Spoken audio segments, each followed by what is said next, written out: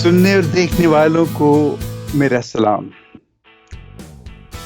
मैं शुरू करता हूँ बाप और बेटे और रूह कुद्स के नाम में, आमीन।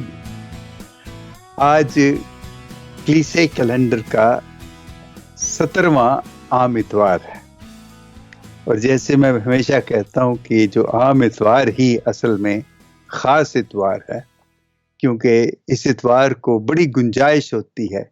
यीशु खुद आके तो खुद तालीम देता है।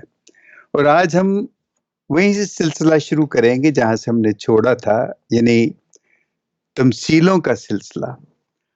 आज हम देखेंगे आखिरी 2 तमसीलें उस सिलसिले की। वैसे तो तीसरी भी है, लेकिन वो उसको फिलहाल उस पर मैं बात नहीं कर रहा, क्योंकि वो जो 2 हैं वो तकरीबन एक सी हैं। और पेशतरी से कि हम इस पे मजीद हम बात करें, मैं चाहूँगा कि हम उसको पढ़ें और देखें कि उन तमसीलों में क्या लिखा है। यह है मुकद्दस मत्ती की इंजील, उसका 13वां बाब 44वीं आयत से लेके 46वीं आयत तक।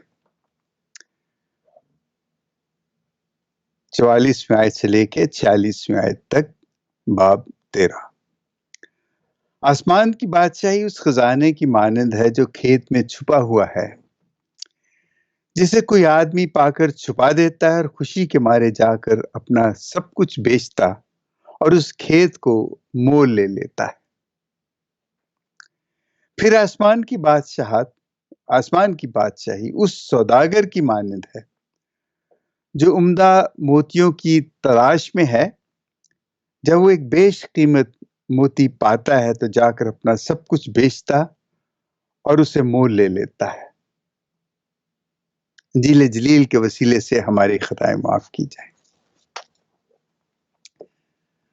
आपने देखा होगा, महसूस किया होगा कि बहुत ही मुख्तसर तमसीलें, बहुत ही छोटी तमसीलें हैं। अब देखें, जैसे पहले बहुत शुरू में मैं कह चुका हूं कि तमसीलें जो हैं ये एक राज सा होता है। आप ये तो नहीं कह सकते कि जैसे वो कह मुकरनियां होती हैं, पहेलियां होती हैं। आप कह लें पहेली भी है, इसके अंदर छुपी हुई जो सच्चाई है वो बड़ी गहरी होती है। उसको देखने के लिए, उसको समझने के लिए हमें बहुत इधर-उधर जाना पड़ता है, फिर हमें समझ आती है कि क्या है। और ये भी आप याद रखें कि तमसील की जो वज़ाहत होती है, वो कोई एक मुस्तकिल या मुस्तनिद एक ख़ास वज़ाहत नहीं होती कि बस इसके अलावा और कुछ नहीं हो सकता। इसकी बहुत सी वज़ाहतें, इसके बहुत से मानी हो सकते हैं, और ये तमसीलें इसलिए तमसीलें कहलाती हैं कि इनको हर शख्स अपनी सोच के मुताबिक उनको समझने की कोशिश करता है या समझता है। और यीशु यही चाहता था कि हर कोई अपनी अपनी सोच के मुताबिक इनको समझे। अब देखें, बात असल में ये है, वो शागिर्द भी पूछते थे कि तू तमसीलों में क्यों बात करता है, तो साफ साफ क्यों नहीं कहता। अब देखें, तमसील जो है, हम जैसे पढ़ रहे हैं कि वो आसमान की बादशाही उस खजाने की मानंद है जो खेत में छुपा है और एक शख्स पाता है और वो खेत खरीद लेता है, और या ये कि उसे बेशकीमत मोती जो है उसकी तलाश में मिलता है, वो सब कुछ बेच के और वो मोती खरीद लेता है। तो ये 2 बातें यीशु करता है। वो कहना क्या चाहता है? खुदा की बादशाही। असल में जो तमसीलें हैं, ये यूं ही लगता है कि यीशु खुद अपने बारे में लोगों को बताना चाहता है, लेकिन साफ नहीं बताता। वो इसलिए साफ नहीं बताता कि ये तमसीलों के हवाले और ये सारे पुराने अहदनामे में हैं, और चूंकि तमसीलों ही का जिक्र है कि वो तमसीलों में अपना मुंह खोलेगा और वो तमसीलों में ही लोगों से बातें करेगा, तो वो उस हवाले को भी, उसको भी पूरा करना चाहता है। और वो चाहता है कि लोग जाने कि ये जो चीज जो वो कर रहा है, ये जो तरीका जो उसने इख्तियार किया है, ये वैसे तो ये यहूदियों का था, लेकिन यीशु के बारे में ये पुराने अहदनामे में इसका जिक्र मौजूद है। अब हम इस जो तमसील को देखते हैं तो समझ आती है कि ایک خزانہ ہے وہ کہیں کھیت میں چھپا ہے اور کسی شخص کو وہ ملتا ہے، اور وہ اب خزانہ ملتا ہے تو کیا ہوتا ہے کہ وہ بے حد خوش ہوتا ہے، اس کو بہت خوشی ہوتی ہے، وہ چھپا دیتا ہے۔ وہ کیوں چھپاتا ہے؟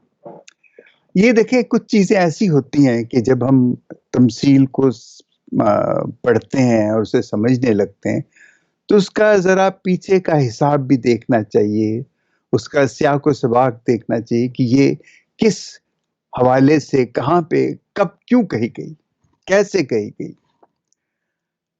وہ کھیت میں جب خزانہ اسے ملتا ہے، ہو سکتا ہے وہ ہل چلا رہا تھا، وہ عام طور پہ وہاں پہ یہ ہے کہ ہل چلاتے ہیں یا جیسے وہ کیا جاتا تھا، جو ان کی بجائی کا طریقہ تھا، اس میں اس کو اس کی ٹھوکر لگتی ہے، اسے کسی طرح اس کو ٹھوکر لگتی ہے اور وہ دیکھتا ہے کہ کوئی چیز ہے، تو جب وہ اس کو غور سے دیکھتا ہے اور کھودتا ہے تو وہ کوئی ایسا برتن تھا یا کچھ تھا جس میں بے شمار سونے کی مہریں تھیں، اور وہ بڑا خوش ہوتا ہے، بڑا سمجھتا ہے کہ مجھے تو بڑی دولت مل گئی۔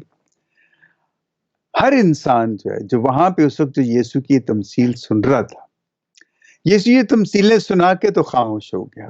اب سب کوئی اس کی طرف دیکھ رہے ہیں کہ اب یہ اور کیا کہتا ہے، لیکن یسوع خاموش اس لیے ہے کہ اب لوگ سوچیں کہ اس نے کیا کہا ہے۔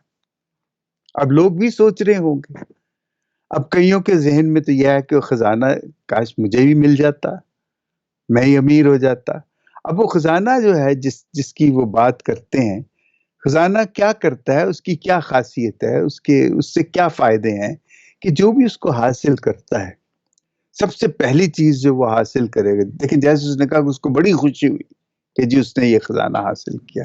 دوسری بڑی چیز اس کو اپنا تحفظ نظر آتا ہے، کہ اپنی زندگی کو وہ محفوظ کر لیتا ہے، اور اس کے بعد اس میں یہ ہے کہ اس پیسے سے، اس دولت سے وہ آسائشیں خریدتا ہے، نئی نئی چیزیں، بڑا گھر اور یہ ساری چیزیں وہ اپنے لیے، اپنے عزیزوں کے لیے وہ سب کچھ وہ خریدتا ہے اس دولت سے۔ اسی طرح وہ جو بیش قیمت موتی والا بھی، وہ بھی سب کچھ بیچ کے، تو وہ جب وہ بیش قیمت موتی حاصل کرتا ہے تو وہ اپنے لیے حاصل کرتا ہے۔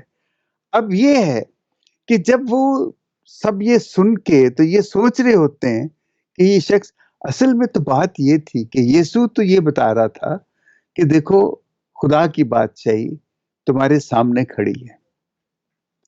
اس وقت تو لوگ نہیں جانتے تھے کہ یسوع کون ہے، اس وقت تو انہیں نہیں پتا تھا کہ یہ محبت کا اتنا بڑا یہ وہ نمونہ بنے گا، بلکہ محبت بنے گا کہ وہ صلیب پہ اپنی جان دے دے گا۔ کسی کو نہیں پتا تھا۔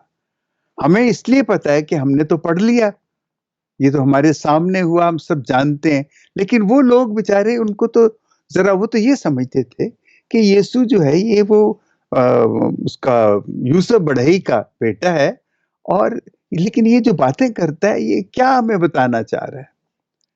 اور یہی وہ بات تھی، جب یسوع اس تمثیل میں بات کرتا ہے تو وہ خدا کی بادشاہی کی جب بات کرتا ہے تو وہ اپنی بات کرتا ہے، وہ کلمے کی بات کرتا ہے، وہ سچ کی بات کرتا ہے، انصاف، محبت، آزادی، صلح کی بات کرتا ہے، اور سب سے بڑی چیز جو اس میں کہ وہ بات کرتا ہے محبت کی۔ اب محبت اور وہ خزانہ، یہ جو دو چیزیں ہیں، آپ دیکھ لیں، خزانے کا یہ ہے کہ آپ خزانے سے اپنے لیے چیزیں خریدتے ہیں، محبت کا یہ ہوتا ہے کہ آپ دوسروں کو دیتے ہیں۔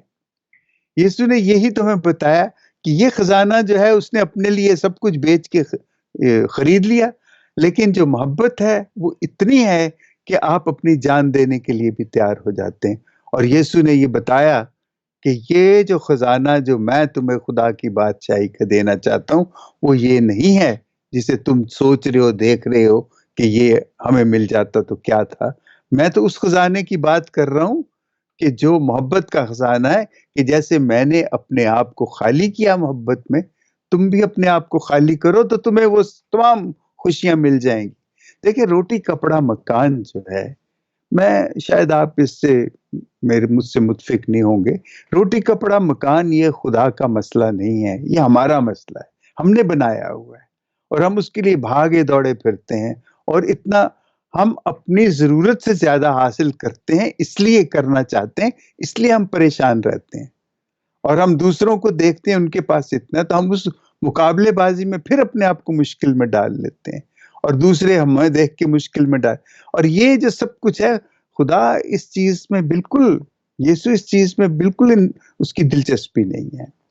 وہ جانتا ہے کہ یہ اپنے لیے روٹی کپڑا مکان پیدا کر لیں گے، لیکن کتنا کرنا ہے یہ ہم ابھی تک طے نہیں کر سکے، اور یہی ہماری بدبختی ہے کہ ہم زیادہ حاصل کرنے کی خاطر، اور جو یسوع اپنی بادشاہت ہمیں دینا چاہتا ہے، جو محبت کی بادشاہ جو ہمیں دینا چاہتا ہے، اس کی ہم پرواہ نہیں کرتے، اس پہ ہم غور نہیں کرتے۔ لیکن دیکھیں نا کہ اس نے غور کروانے کے لیے اس چیز پہ، اس محبت پہ اتنا زور دیا کہ اس نے اپنے آپ کو صلیب پہ لٹکا دیا۔ اب اس سے بڑھ کے اور کیا ہو سکتا ہے؟ لیکن ہم ابھی بھی، بڑا ہمیں مشکل لگتا ہے کہ ہم دنیا داری چھوڑ کے تو ہم اس طرف جائیں۔ ٹھیک ہے، ہم شاید یہ نہیں کر سکتے، لیکن یہ ضرور ہے کہ ہم یہ کوشش ضرور کریں کہ جو محبت، جو دینے کا عمل جو ہے، محبت کا نام ہے دینا، لینا نہیں، دینا، اور دے کے بھول جانا۔ پچھلے دنوں میرے ایک دوست کہنے لگے کہ دیکھو فلاں شخص کے ساتھ میں نے یہ کیا، اور اس نے میرے ساتھ یہ کیا اور مجھے نقصان پہنچایا۔ تو میں نے صرف ایک بات کہی اسے، میں نے کہا بھائی، جب آپ بھلا کرتے ہو تو توقع مت کرو کہ وہ آپ کو واپس ملے، اگر آپ توقع کرو گے آپ ہمیشہ ناخوش رہو گے۔ زندگی میں ہمیشہ اگر آپ اچھا کر کے اچھے کی توقع کرتے ہیں کہ لوگ آپ کے ساتھ اچھا کریں گے تو آپ کو مایوسی ہوگی۔ آپ اچھائی کریں، محبت کریں، یہی تو سارا خدا کی بادشاہی کا یہی ایک اصول ہے کہ اس میں دینا ہی دینا ہے، گھاٹا ہی گھاٹا ہے، کمی ہی کمی ہے، لیکن جو خوشی ہے آپ کو اس کا کوئی مقابلہ نہیں ہے۔ پیسے سے، دولت سے خوشی حاصل کی ہوئی اس کی ایک حد ہوتی ہے، کتنا ہی دولت کیوں نہ ہو آپ کے پاس، آپ اس دولت میں اتنی سیچوریشن ہو جاتی ہے، اتنا وہ زیادہ ہو جاتا ہے کہ میں نے بڑے بڑوں کو، ہمارے سامنے مثالیں ہیں کہ بڑے بڑے امیر جو ہیں، بڑے بڑے آرٹسٹ جو کروڑ پتی ہوتے ہیں، وہ خودکشیاں کر لیتے ہیں، وہ زندگی کو کچھ نہیں سمجھتے کیونکہ ان کی خوشی کا انتہا ہو گئی اور وہ ختم ہو گئی۔ اور جو اصل خوشی جو ہے، جو خدا کی بادشاہت کی خوشی جس کا یسوع ہمیں یہاں پہ بتا رہا ہے، اس طرف ہم دھیان نہیں دیتے۔ میں کبھی کبھی سوچتا ہوں کہ یار دیکھو کیسی بات ہے کہ مجھے وہ بہت یاد آتا ہے کہ وہ کیا ہے، وہ جگجیت سنگھ کا ہی گایا ہوا ہے، اس کا جو مطلع ہے وہی بڑا زبردست ہے۔ وہ کیا، مل جائے تو مٹی ہے، کھو جائے تو دنیا جادو کا کھلونا ہے، مل جائے تو مٹی ہے، کھو جائے تو سونا ہے۔ بس اسی پہ ہم مر کھپ جاتے ہیں۔ لیکن اس کے مقابلے میں ایک اور اس کی بڑی خوبصورت چیز ہے، اور کہتا ہے یہ دولت بھی لے لو، یہ شہرت بھی لے لو، بھلے چھین لو مجھ سے میری جوانی، مگر مجھ کو لوٹا دو بچپن کے وہ دن، وہ کاغذ کی کشتی، وہ بارش کا پانی۔ یہ محبت کی وہ یادیں ہیں کہ وہ بے غرضی ہے کہ جس میں انسان اگر اس میں چلا جائے تو اس کی اتنی خوشی ہے، اتنی اس میں مسرت ہے، اتنا اطمینان ہے کہ آپ سوچ نہیں سکتے۔ یسوع بار بار ہمیں اس لیے یہ احساس دلاتا ہے کہ تم کیوں پریشان ہوتے ہو، اصل خوشی یہ ہے، اس طرف جاؤ، دو، نکالو اپنے میں سے، خالی کرو اپنے آپ کو، تو تم بھرے رہو گے، تم خوش رہو گے۔ آمین۔ باپ اور بیٹے اور روح القدس کے نام میں آمین۔